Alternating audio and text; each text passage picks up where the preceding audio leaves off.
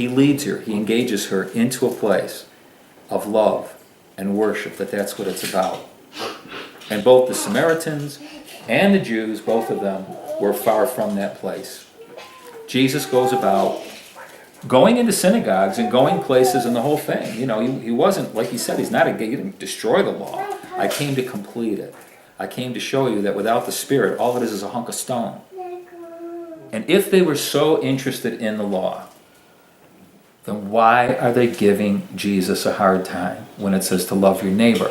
Oh, but you see, he's doing this and he's doing that. That's what the law says. And it's interesting. You could pick that part of the law or you could pick this part of the law. Let's see, what do we want to do today?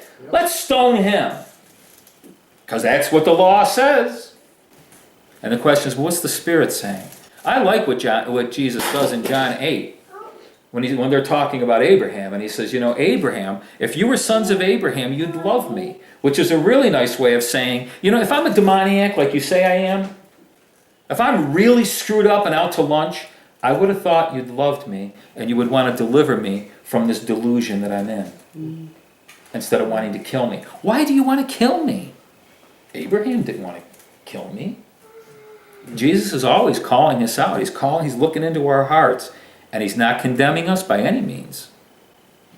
But he is giving us the opportunity to look at our own hearts and saying, is there a little bit of flint there? Is there a little bit of stone?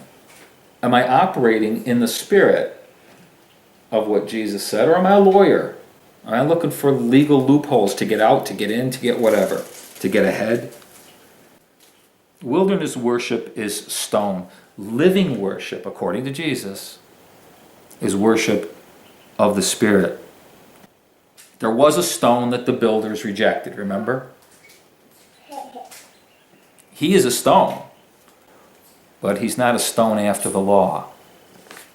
He's a rock to build on. So, there's 3 takeaways from these 2 weeks that Jesus quotes the law. Number 1, to deliver us from traditions that instill a fault-finding, failure mentality and mindset, to use it against people. He delivers us from that to speak goodness into people's lives and grace. He quotes the law to help us become like our Father, givers from the heart. And today what we've been talking about really, he quotes the law to reveal true worship is not in stone but in spirit and in truth. And one last thought.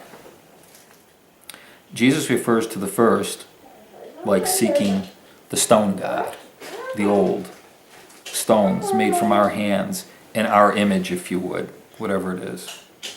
But the second, do you remember John 4? Who did Jesus say is seeking who?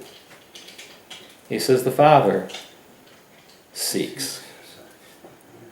He's not preaching a message of seeking the Father. He's preaching a message to say, I got a revelation for you. You think you're seeking God? He's seeking you.